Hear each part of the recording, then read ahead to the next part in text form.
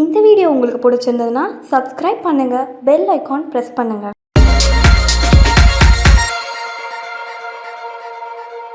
வணக்கம் நேயர்களே, இன்னைக்கு நாங்க உங்க கீதா சமையல்ல கோசு கடலை பருப்பு கூட்டு செய்யறது எப்படின்னு உங்களுக்கு நான் செஞ்சு காட்ட போறேங்க. அதுக்கு தேவையான பொருட்களை பார்க்கலாங்க. கடலை பருப்பு ஒரு கப் எடுத்துக்கிட்டேங்க. இது ஒரு 1/2 கிலோ கோசு இருக்கும், 2 வெங்காயம், ஒரு 6 பச்சை மிளகாய், இவ்வளவுதாங்க. இப்போ நம்ம இதை என்ன செய்யறோம், அந்த ஒரு கப்பை தண்ணியில் போட்டு கடலை பருப்பை நான் ஊற வச்சுக்கிறேங்க. ஏன்னாக்கா சீக்கிரம் அப்போ தான் அது வெந்துருங்க. அதனால தான் இப்போ நான் அதை குக்கரில் போட்டு வச்சுருக்குறேங்க.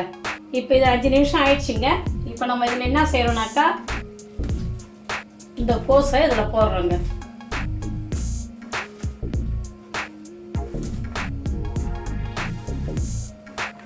இதை தனியாக வேக வைக்க கூடாதான்னு கேட்பீங்க.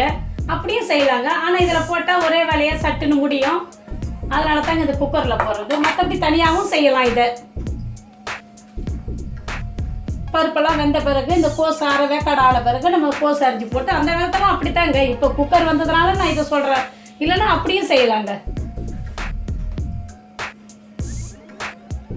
இந்த பச்சை மிளகாவை நடுவில் ஒரு வகுடு போட்டுருங்க. ஏன்னா அந்த காரம்லாம் அதில் கொஞ்சம் இறங்கும்.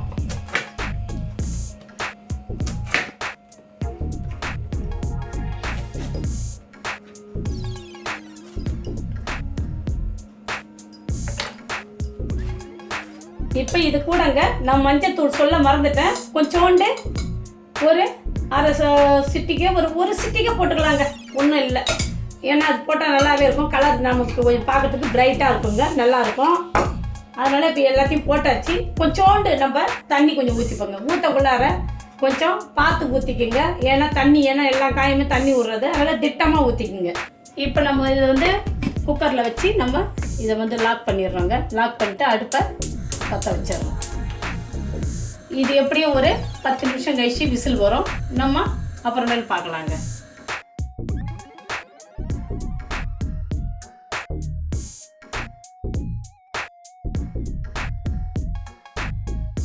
இப்போ ஒரு 10-12 நிமிஷமாக அது குக்கரில் செஞ்சிச்சு. இப்போ அதை நம்ம அடுப்பை நிறுத்திடுறோங்க. இப்போ கோசு கடலைப்பருப்பு ரெண்டும் நல்லா வெந்து இருக்குது, நல்லா வெந்துடுச்சு அது. இப்போ நம்ம என்ன செய்கிறோம், இன்னொரு அடுப்பில் ஒரு சின்ன தாளிக்கிற கரண்டியை வைக்கிறோம்.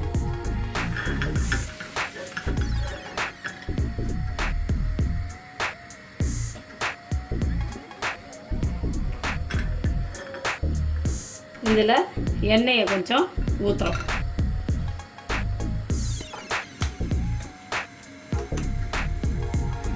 இப்போ எண்ணெய் சூடாயிடுச்சு.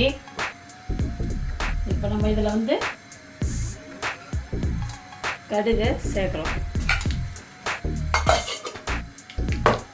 அடுத்தது கொஞ்சம் உளுத்தம்பருப்பு,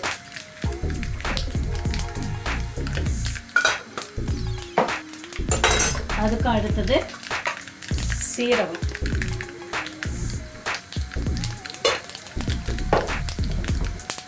இதெல்லாம் போட்ட உடனே கொஞ்சம் இஞ்சி கொஞ்சம் நம்ம தட்டி வச்சுருக்குறோம், அதையும் கொஞ்சம் அதில் போட்டுக்கிறோம். போட்டுக்கிட்டு கடைசியாக நம்ம இந்த கருவேப்பிலையும் அதில் சேர்த்துக்கிறோம்.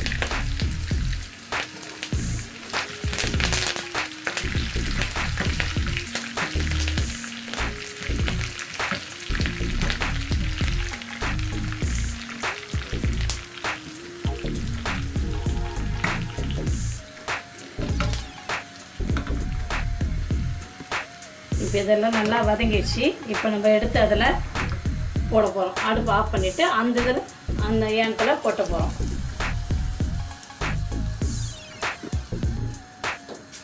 இதை போட்டுட்ட பிறகு இப்போ இதுக்கு திட்டமான உப்பு இது கூட சேர்க்குறோம்.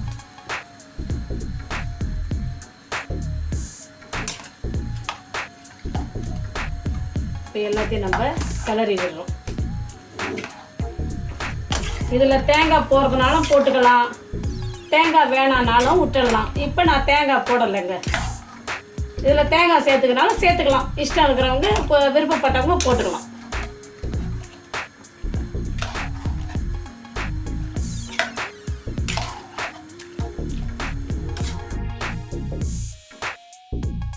இப்போ இதில் நம்ம கொஞ்சம் கொத்தமல்லி தழையும் போட்டுக்கிறோம். போட்டு இப்போ வந்து கூட்டு ரெடி ஆயிடுச்சுங்க. இதுக்கு மேலே ஒன்றும் அடுப்பை நம்ம நிப்பாட்டிடலாம். இது சுவையான கோசு கடலைப்பருப்பு கூட்டுங்க. இது வத்த குழம்புக்கு இதுக்கெல்லாம் ரொம்ப அருமையாக இருக்கும். நீங்கள் செஞ்சு வீட்டில் செஞ்சு பாருங்கள், உங்களுக்கு பிடிக்கும். உங்களுக்கு இது பிடிச்சிருந்தா ஷேர் பண்ணுங்கள், லைக் பண்ணுங்கள், கமெண்ட்ஸ் பண்ணுங்கள். வணக்கங்க.